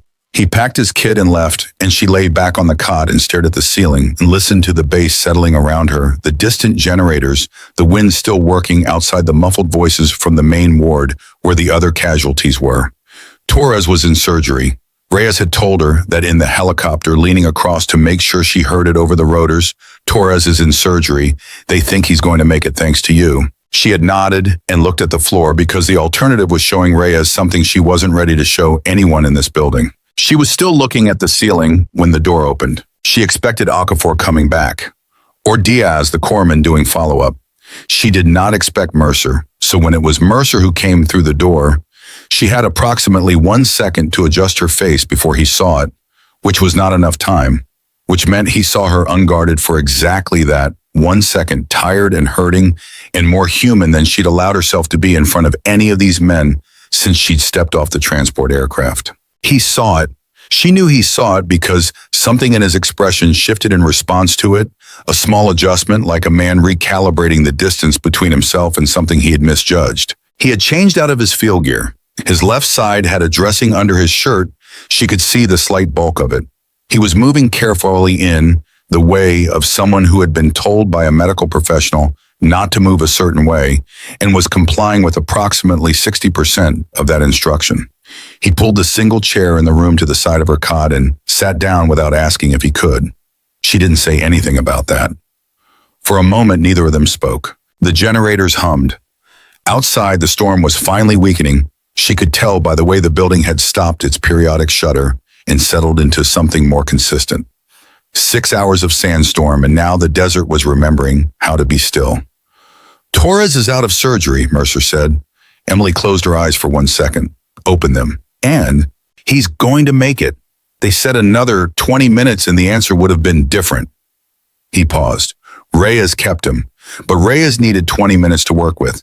He got those 20 minutes because the north wall stopped shooting. She didn't say anything. I need to say something to you, Mercer said, and I need you to let me finish before you respond. She looked at him. Go ahead. He looked at his hands for a moment, the hands of someone assembling words in the right order, which was not something that came naturally to a man who had spent his career in rooms where the words were already decided. I was wrong, he said, in the briefing, on the route, about you. He said each sentence as its own complete thing, separated by silence, the way you say things when you want them to land individually rather than blur together. I made a tactical error on the road. I made a command error in how I ran that brief. And I made he stopped, started again. I made a personal error in how I treated you from the moment you walked into that room. Emily was quiet. I've been doing this for 11 years, Mercer said. I have never had someone under my command who, he stopped again. He was not a man who stopped often, she could tell. Stopping was not in his operational profile. You climbed a near vertical mountain in the dark with 60 pounds on your back in a sandstorm that grounded our air support. You established a firing position at an elevation that was not on any operational plan. You engaged 9 hostile targets across distances that my best shooters would not have attempted in those conditions. And you did it because you read the terrain correctly in my briefing room, and I told you to sit down. The room was very quiet. I almost got my team killed, Mercer said, because I decided what you were before I looked at what you could do. He met her eyes, held them. I'm not going to dress that up. That's what happened. Emily had been waiting 7 years for something in this neighborhood. Not this exact thing, not from this exact man, but something in the general territory of a person in authority looking at her directly and saying, I was wrong about you. She had imagined it occasionally in the way you imagine things you've stopped expecting idly without real investment as a kind of thought experiment about what it would feel like. She had imagined it would feel like winning. It felt actually like something quieter than that. Something more like being seen for the first time in a very long time, which was its own kind of complicated. I appreciate that, she said. Jack, he said. She blinked. Sir. After this morning, he made a small gesture with his hand that took in the mountain and the canyon and the 11 stitches in her side and everything else. Jack is fine. She looked at him for a moment. Emily, she said. Something happened in his face. Not a smile exactly. Mercer's face seemed constitutionally unbuilt for full smiles, but a shift in the same direction. The debrief is at 1800, he said. I need you there. I'll be there. He stood, moved toward the door, stopped with his hand on the frame and turned back. And the next thing he said was the thing she had not expected, the thing that landed differently from everything else, because it wasn't an apology, and it wasn't an acknowledgement, and it wasn't a tactical assessment. It was just true in the simple, undefended way that things are true when someone has decided to stop managing the distance between themselves and the truth. In 11 years, Mercer said, I have never seen anyone do what you did today. He paused. I don't think I'll see it again. Then he was gone. Emily lay back on the cot and looked at the ceiling and felt the 11 stitches in her side and the 2 cracked ribs and the nerve fatigue in her left arm and the torn knuckles on both hands. And she thought, okay, just that. Okay. The debrief at 1800 was in the main operations room, the same room where the briefing had been that morning with the same corkboard and the same topographic map. Except the topographic map now had red markers on it that hadn't been there before. 9 red markers on the north wall ridgeline, and 1 on the summit of hill 3050, which someone had added in blue, which was not a hostile marker, and which she understood when she saw it was something someone had put there on purpose. Every man in the room was there. The ones who could stand were standing. Kellerman had 14 stitches above his ear and was standing anyway. 2 men were absent, the 2 who were going home differently, and their absence was a weight in the room that everyone felt and nobody mentioned, because there was no way to mention it that was adequate to what it was. The CIA liaison, a woman named Baxter who had been silent through the morning's events and was now looking at Emily with an expression that was doing careful work to stay neutral, sat at the far end of the table with a recording device and a laptop in the particular watchful quality of someone whose job is to observe and report rather than to feel. Mercer ran the debrief the way he ran everything, structured, methodical. No theater. Timeline actions at each phase, outcomes, casualties, lessons. He did not editorialize. He did not assign blame out loud. He presented the operational sequence as a factual record and let the facts speak. When he reached the phase of the debrief covering Emily's actions, he read from his own notes without looking up, and the room that had laughed at her that morning was now completely, absolutely still. Specialist Carter, having assessed the approach route and identified a high probability of hostile elevated positioning on the north wall, made an independent decision to ascend Hill 3050 and establish an overwatch position. He looked up. That decision was made without authorization and in direct contravention of my standing order, placing her behind the main element. He paused. It was also the decision that preserved the mission and kept this team alive. The record will reflect both of those facts. Wade, who had been leaning against the wall with his arms crossed, said nothing. But he nodded once, and it was the kind of nod that meant something specific. Kellerman made a sound, not a word, just a sound somewhere between acknowledgement and something more complicated. Baxter typed something on her laptop. Mercer continued the debrief. Confirmed kills, ammunition expenditure, equipment status, casualty accounting. When he reached the end, he set down his notes and looked at the room. Questions, comments, anything that needs to be on the record. Silence. Then Reyes, the corpsman, the one who had kept Torres alive on the canyon floor with his hands, and his training and 20 minutes that Emily had bought for him, raised his hand. Not like a soldier asking permission, like a man who has something to say and has decided it needs to be said. I want it on the record. Reyes said that Torres is alive, and that the reason he's alive is the north wall went quiet when it did. And the reason the north wall went quiet is Carter. He lowered his hand. I just want that to be in the record. It's in the records, Mercer said. Thank you, Reyes said. Then something happened that Emily did not expect and could not have prepared for. Wade pushed off the wall and walked to the corkboard and looked at the topographic map at the 9 red markers on the north wall and the single blue marker on the summit, and he turned to face the room and he said in a voice that was quieter than his normal voice, and therefore more powerful, "I owe her an apology." Nobody moved. "At the vehicle line this morning," Wade said, "she came to me. She told me the canyon was wrong. I knew she was right, and I told her that whatever she decided, she better just be right about it. And then I walked away." He looked at Emily directly. "I should have taken it to the LT myself. I should have backed her in that briefing. I had enough rank to make it a conversation instead of a dismissal, and I didn't use it." He paused. "That's on me, and I'm sorry." The room was the kind of silent that happens when something true is said in a space that isn't used to it. Emily looked at Wade, this enormous, decorated, confident man who had made a career out of being right, and right now was standing in front of his entire team telling them where he'd been wrong. It cost him something to do it. She could see that clearly. She understood the cost because she had spent 7 years paying the opposite version of it, the cost of being dismissed, of being the one who wasn't listened to. But she also understood, looking at Wade right now, that the cost of admitting you were wrong is its own particular weight, and he was carrying it without flinching.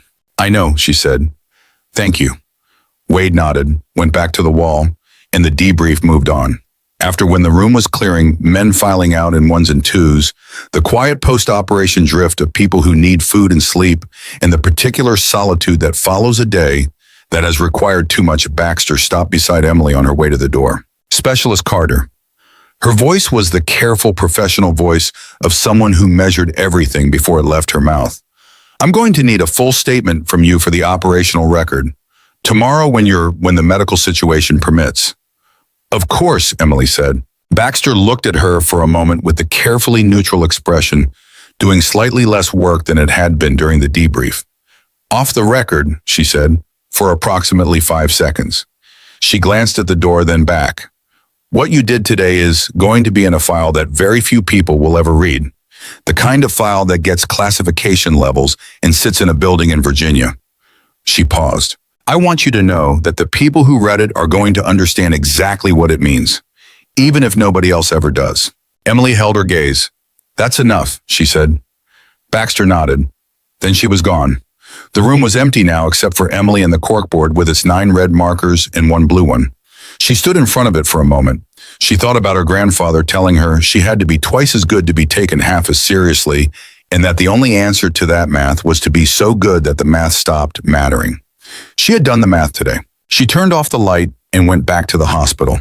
The mess hall at 2100 was mostly empty. The dinner service had wound down, and what was left was the institutional remainder of military food at the end of a long day, coffee that had been burning for hours. Whatever hadn't been eaten, the particular atmosphere of a place where tired people refuel without ceremony. Emily took a tray and sat alone at the end of a table near the wall, which was where she always sat, which was where she had sat for 7 years in mess halls, in briefing rooms, in operations centers, near the wall at the end, in the place that required the least negotiation of other people's willingness to include her. She was halfway through her food when the door opened. Wade came in first, then Kellerman, moving carefully 14 stitches, making him hold his head at a slight angle. Then Reyes, still in his field clothes, smelling like the antiseptic from the hospital where he'd spent the last 3 hours. Then 4 others, 2 of the Rangers, 2 of the SEALs she hadn't spoken to directly, then 3 more. Then Mercer last because commanders come last. They came through this door and they looked at her. Emily looked back. Nobody said anything.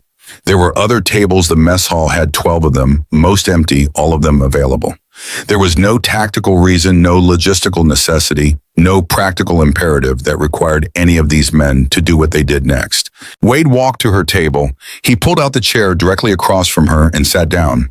Kellerman sat beside him. Reyes sat beside Emily. The others filled in around the table, not at the ends, not at a polite distance, but right there packed in together, the way you sit with people you've decided to sit with, rather than people you've been assigned to. The table that had been one became 12. No speeches, no dramatic announcements, no formal apology ritual or ceremonial acknowledgement. Just men sitting down because they had decided where they belonged and they had decided it was here, and that decision was itself the entire statement. Emily looked at her tray. She picked up her fork. She kept eating. Wade poured himself a coffee.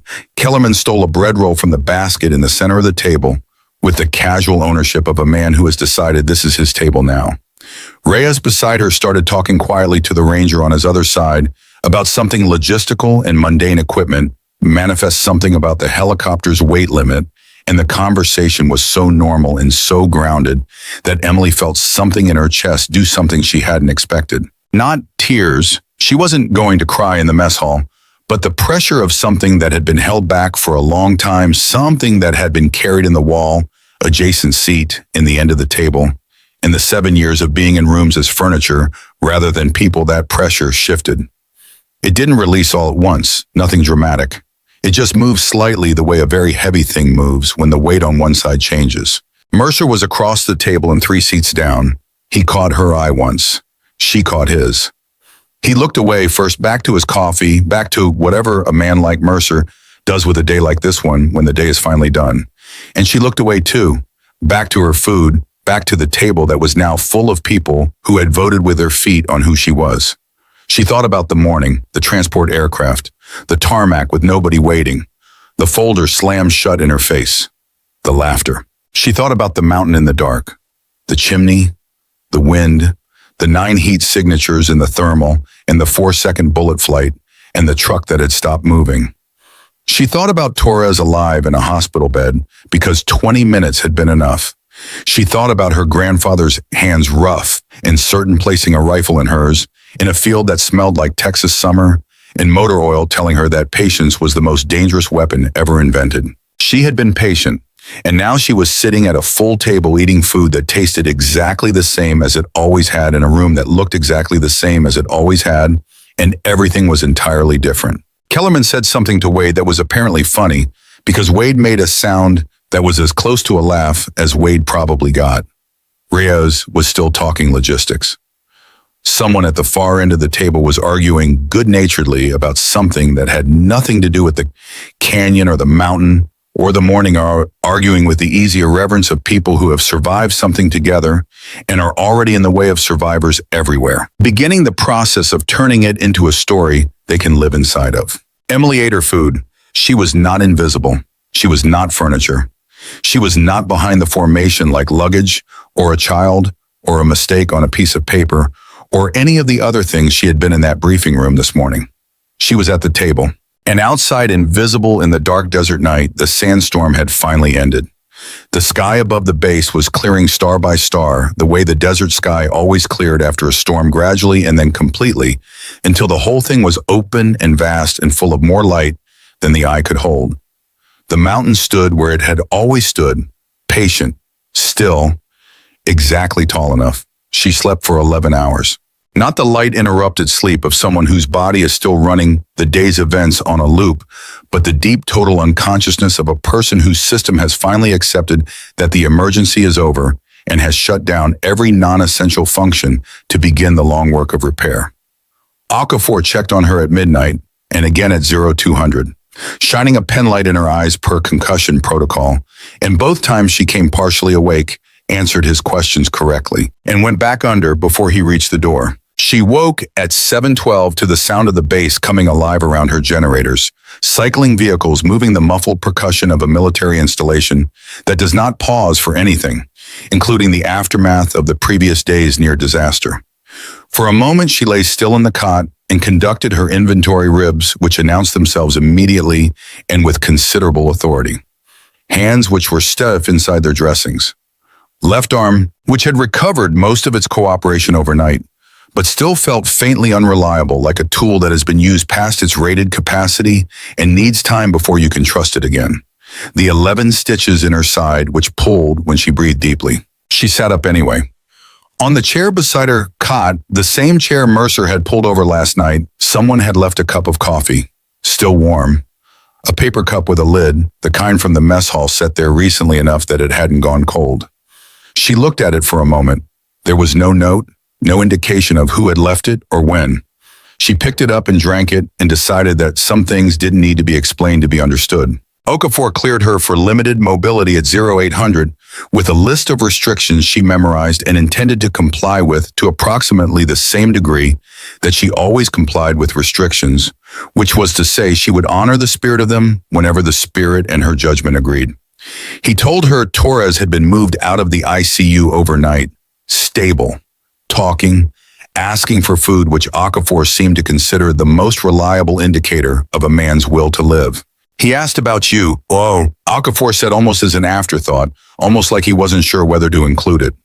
What did he say? Okafor paused. He said, and I'm quoting, "Tell the little sniper she can name her first kid whatever she wants, and I'll think it's a great name."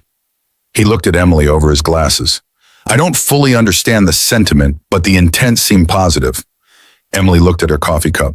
Tell him I'll take him up on that, she said. She dressed carefully, favoring the left side, and went to find the operations building. The operations building at 0830 was doing the specific administrative work that follows a combat operation, the paperwork architecture of what had happened, the formal structure of reporting that turns events into records and records into the institutional memory of an organization that needs to know what occurred and why and with what result. She had expected to find a clerk or a duty officer.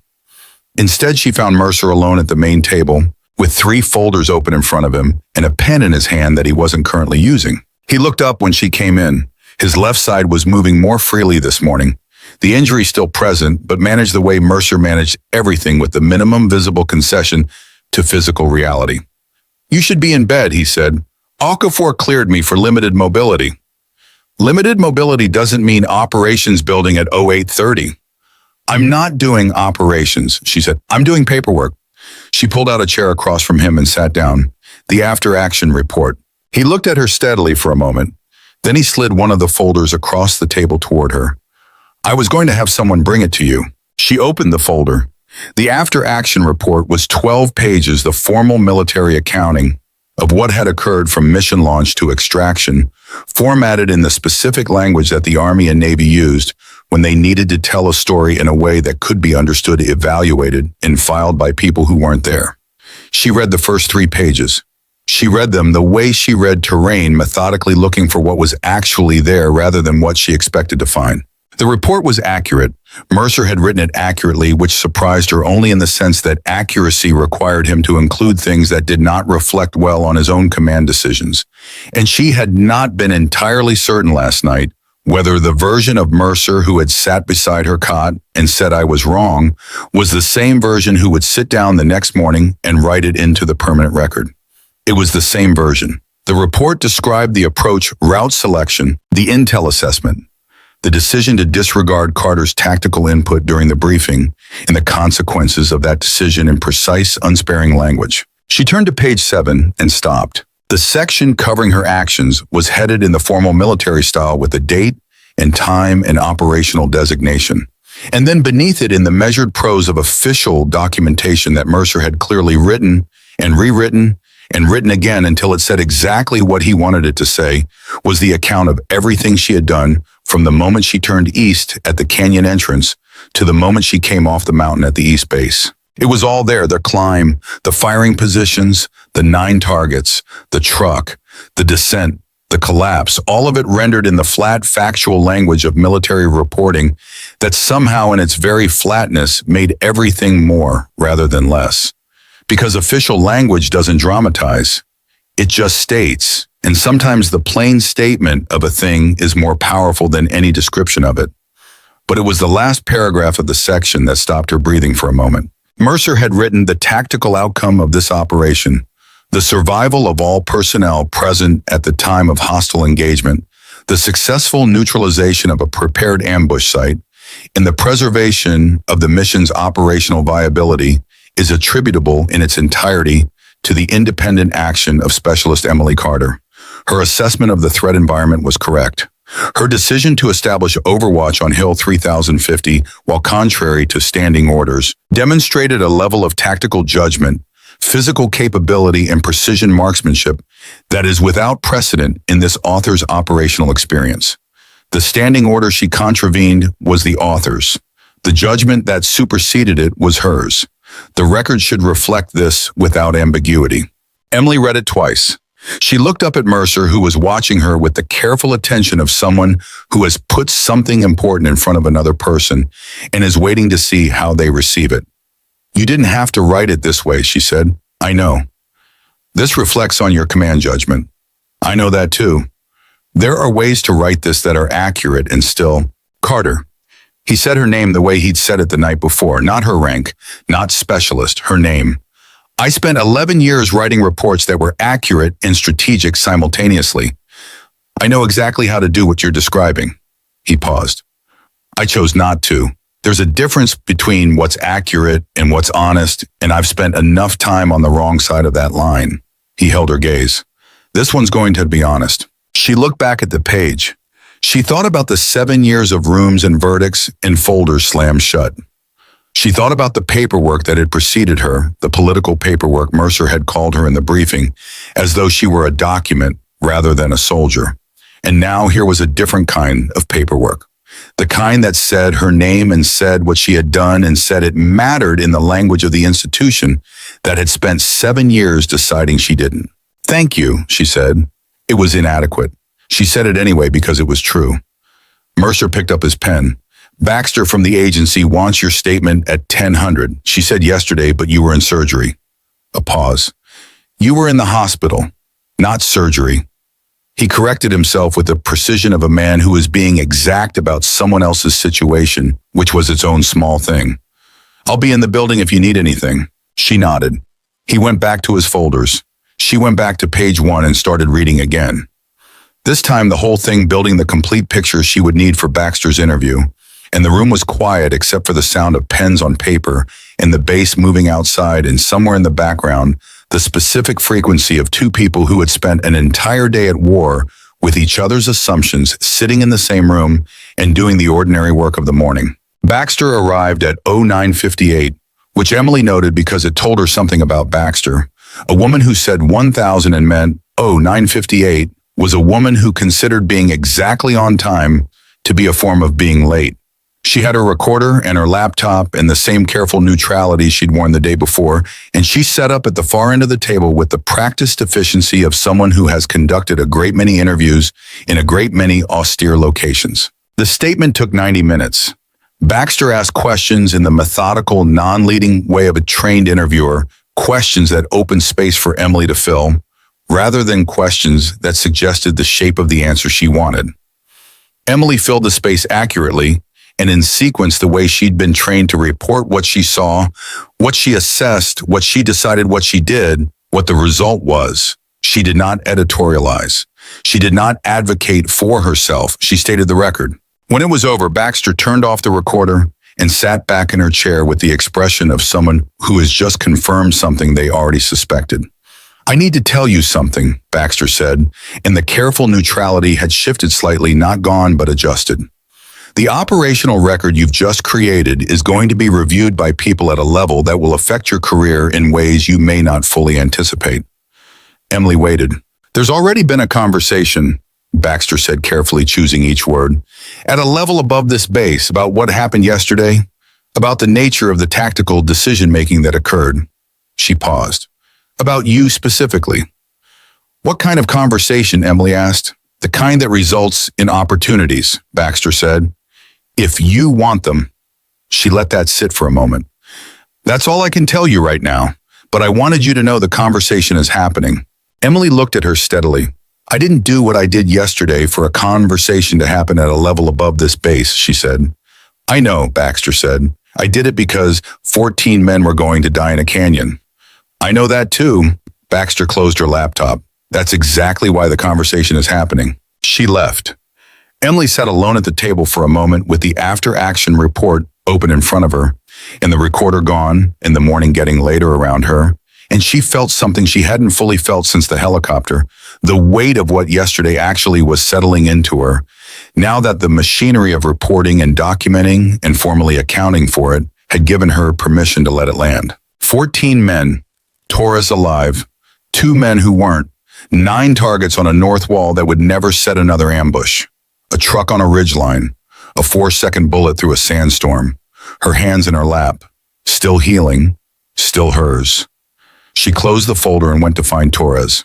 He was in the 4th bed in the main ward, propped up at an angle that the nurses had clearly negotiated with him, given the expression on his face, which was the expression of a man who wanted to be more upright than his injuries were currently permitting. He was hooked to monitors and an IV. and the whole infrastructure of post-operative care, and he looked diminished was the wrong word because Torres was not a diminished man. He looked human, the way people look when the armor comes off. He saw her in the doorway and his face did something immediate and unguarded that she suspected he would have managed better if he had had more warning. "Carter," he said. "Torres," she said. She walked to the chair beside his bed and sat down. "How do you feel?" "Like I got shot," he said, "which I did." He looked at her hands, at the way she was sitting with the particular care of someone with rib injuries, at the dressing visible above her collar. "You look worse than me." "You're attached to 4 machines," she said. "Yeah, but I'm lying down. You're supposed to be lying down." He paused. "Why aren't you lying down?" "I had things to do." He looked at her for a moment with the dark, direct eyes that she'd noticed on the vehicle line that first morning, the eyes of someone who paid attention and didn't waste the attention once he'd paid it. "Okafor told me you were still on the mountain when they called the helicopter window," he said. "That you came down the east face in the storm." "Yes." "That part of the mountain collapsed while you were on it." "Part of a gully, yes." "And you made it to the base in under 30 minutes. 29, she said, give or take. Torres was quiet for a moment. Then he said very directly, without any of the performance that the moment might have invited, "I was one of the people laughing in the briefing room yesterday morning." The ward was quiet around them. Someone down the row was sleeping. A monitor beeped its steady, indifferent rhythm. "I know," Emily said. "I want to apologize for that." "You don't have to." "I know I don't have to," Torres said with a slight edge that wasn't anger, but was something close to its more functional cousin. "I want to. There's a difference." He held her gaze. "I laughed because everyone else was laughing, and I didn't think about what I was laughing at. And then I spent 20 minutes on a canyon floor with Reyes keeping my blood inside my body, and the reason I had 20 minutes was you." He stopped. "So I want to apologize, and I want to say thank you. And I want you to let me do both of those things without telling me I don't have to." Emily looked at him, at the monitors, at the IV, at the man who had moved off politely at the vehicle line to give her 5 minutes with Wade, the small, easy courtesy of someone who understood that other people's business was other people's business. "Okay," she said. "Apology accepted, and you're welcome." Torres nodded. The tension in his face eased into something that was close to relief. "Mercer told me what he wrote in the after action," he said already. "He came by this morning before you were up. He read me the paragraph." Torres paused. "He didn't have to do that either, coming to read it to me personally. He could have..." He stopped. "He's not who I thought he was either. Turns out yesterday was educational for a lot of people." Emily thought about that, about a morning that had started with a folder slammed shut and ended with a table full of men who had voted with their chairs. About a man who had written the honest version of the record when the strategic version was available. About another man lying in a hospital bed who had been laughing 12 hours ago and was now asking her permission to apologize. "People can surprise you," she said. "Yeah," Torres said. "You surprised about 14 of us." She stayed with him for another 20 minutes talking about nothing important. The food, the base, whether the coffee had always been this bad, or whether the storm had somehow made it worse, the particular institutional mystery of military food that manages to be both abundant and joyless simultaneously. It was the easiest conversation she'd had in a long time. The easiest because there was nothing underneath it anymore. No current of assessment or dismissal, or the specific exhaustion of existing in a room as something that needed to be proved rather than assumed. She was just a person talking to another person who was glad to be alive, and that was enough, and it was simple, and the simplicity of it was its own kind of extraordinary. When she left the ward, Wade was in the corridor outside, leaning against the wall with his coffee the way he'd been leaning against the truck at the vehicle line that first morning, with the same posture of a man who has been exactly where he is for however long he needed to be there. She had the distinct impression he had been waiting. Not pacing, waiting with the patience that she associated with people who had learned that most things worth waiting for required actual waiting. "How is he?" Wade shortly asked. "Good," she said, complaining about the food. "That's Torres." He complained about the food in Kandahar with an IV in his arm. Something in his face relaxed. "That's how I know he's going to be fine." They stood in the corridor for a moment, the comfortable non-silence of two people who have been through something together and don't need to perform anything for each other anymore. Mercer showed me the after action this morning, Wade said. He's making the rounds. He wanted me to see the paragraph. Wade looked at his coffee. He said, and this is the LT talking, so understand that this is the verbal equivalent of him writing you a sonnet. He said, read it and tell me if I missed anything. He looked up. He hadn't missed anything. I told him so. Emily felt something that might have been the beginning of a smile. High praise, she said. For Mercer, it's practically a parade. Wade straightened off the wall. There's something else, he said, and his voice shifted slightly, still direct, but with something underneath it that was more careful than his usual delivery. I made some calls this morning, used some contacts I have at SOCOM. He paused. There are people paying attention to what happened yesterday. People with the ability to make certain things happen, career-wise. I want you to know I put your name in front of them. Emily looked at him. I didn't ask you to do that. I know. I don't need you to manage my career. I know that too, Wade said without defensiveness, without apology. I'm not managing it. I'm just making sure the right people know the right name. What they do with it is up to them. What you do with what they offer is up to you. He paused. 7 years is a long time to be in rooms where nobody's saying your name to the right people. I had the ability to change that. I used it. You can be mad at me if you want. She looked at him for a long moment. At this man who had walked away from her at the vehicle line that morning when walking away had been easier, and who was now standing in a corridor outside a hospital ward making sure she understood that he was done walking away from things that were his responsibility to stand in front of. I'm not mad, she said. Good, he said. He started walking. Come on, Kellerman is running some kind of card game in the common room and he cheats, and someone who's actually good at reading people needs to be there to keep him honest. She followed him down the corridor. The common room was what it always was, whatever space a military base designates for the hours between the work and the sleep, furnished with the resigned pragmatism of an institution that knows people need somewhere to be when they're not being soldiers. Kellerman was at the center table with cards and the red-haired energy of a man who had 14 stitches in his head and had decided they were not relevant to his afternoon plans. Reyes was there, and 2 of the Rangers, and 3 others she had spoken to, and 1 she hadn't. When she came through the door, Kellerman looked up, and then he did something she had not expected from Kellerman, who she had pegged as a man constitutionally incapable of subtlety. He stood up. Just stood up without commentary, without announcement, without making it into something larger than it was. He just stood, and then Reyes stood, and then the others one by one until everyone at the table was standing and nobody said anything and nobody had to. Emily stopped in the doorway. She had been trained to handle gunfire, extreme weather, impossible distances, cracked ribs and bleeding hands, and sandstorms that turned the world opaque.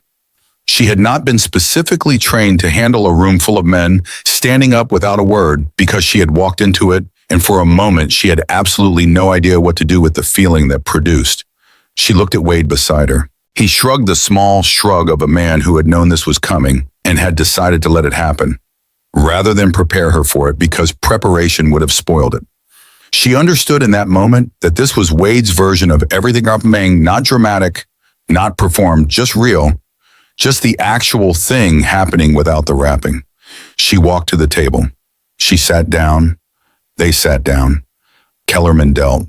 2 hours later, when the game had run its course and the common room was quieter, and most of the men had drifted toward dinner or sleep, Emily found herself alone for the first time since morning, really alone with no one coming and no one waiting in the small space between what the day had been and what tomorrow would need to be.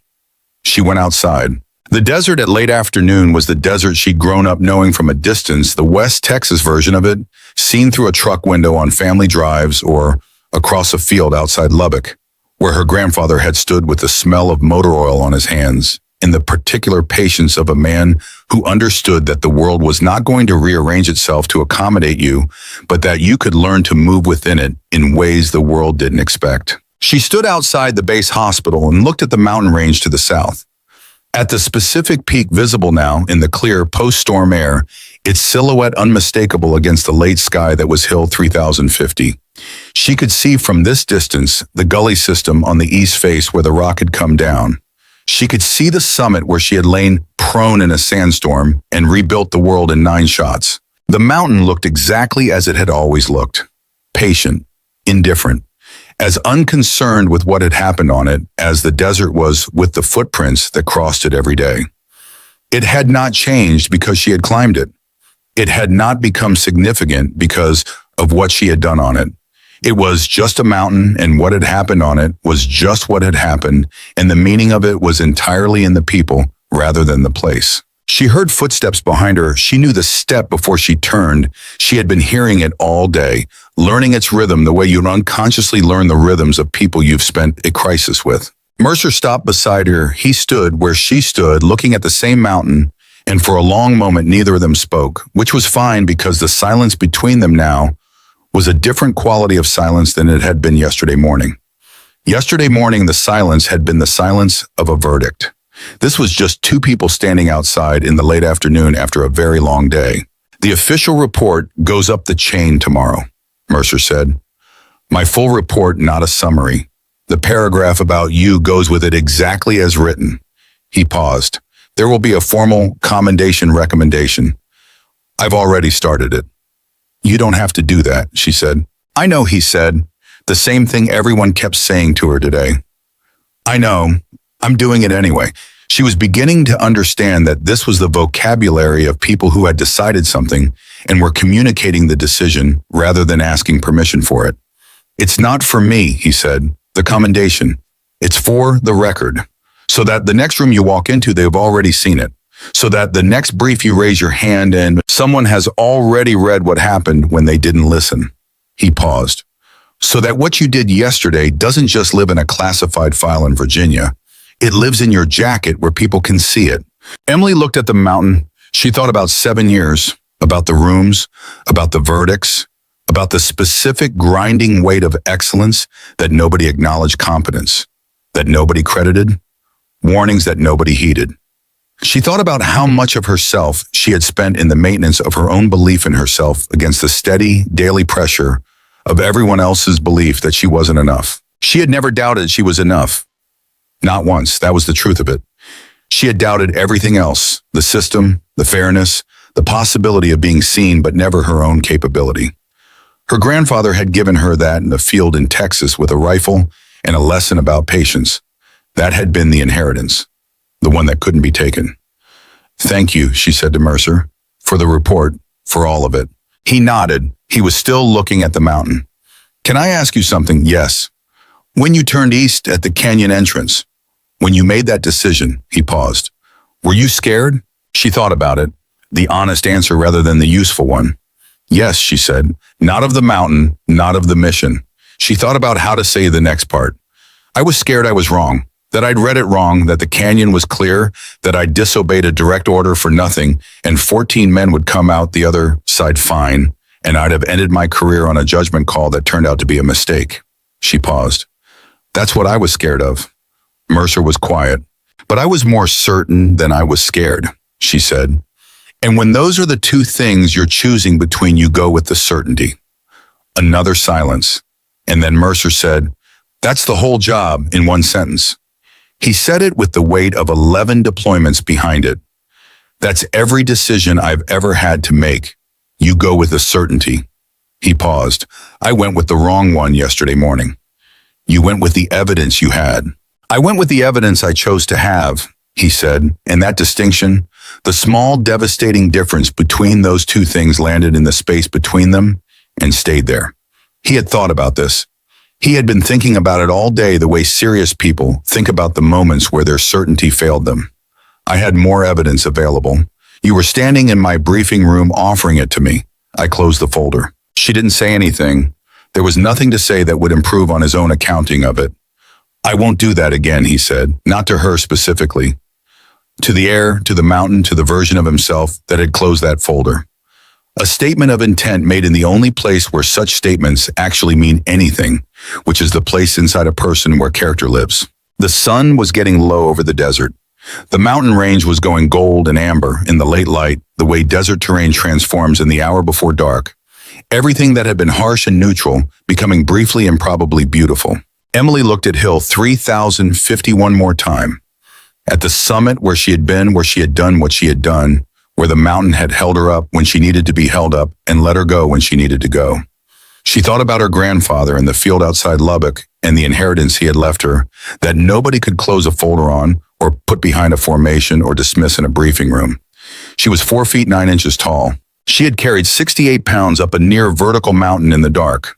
She had fired 9 shots through a sandstorm from 3,500 meters, and she had not missed once. She had done it, scared. She had done it alone. She had done it because 14 men needed someone who could see what they couldn't see and go where they couldn't go and hold what they couldn't hold. And she had been that person, not because she had been assigned that role, not because anyone had believed she could be, but because she had spent 7 years becoming exactly what that moment required in the patient, certain irreversible way that her grandfather had taught her. Mercer turned to go back inside. He stopped. He said without turning all the way back, "Tomorrow, mission planning for the hostage extraction, the actual mission, the one we went out there to do in the first place. I want you at the table, not behind it, not at the end of it, at the table." She heard what he was saying, all of it. "I'll be there," she said. He went inside. She stayed outside for another minute alone with the mountain and the late desert light and the quiet that comes after a storm has ended and the world is deciding what it is without the storm in it. And then Specialist Emily Carter, was she, the girl they had called a child, a doll, a mistake in paperwork, too small to matter, too light to carry, too easy to dismiss, straightened up in the cooling desert air, turned her back on the mountain that had held her when nothing else would, and walked back inside to do the work. She had always been tall enough. She had just needed a mountain to prove it.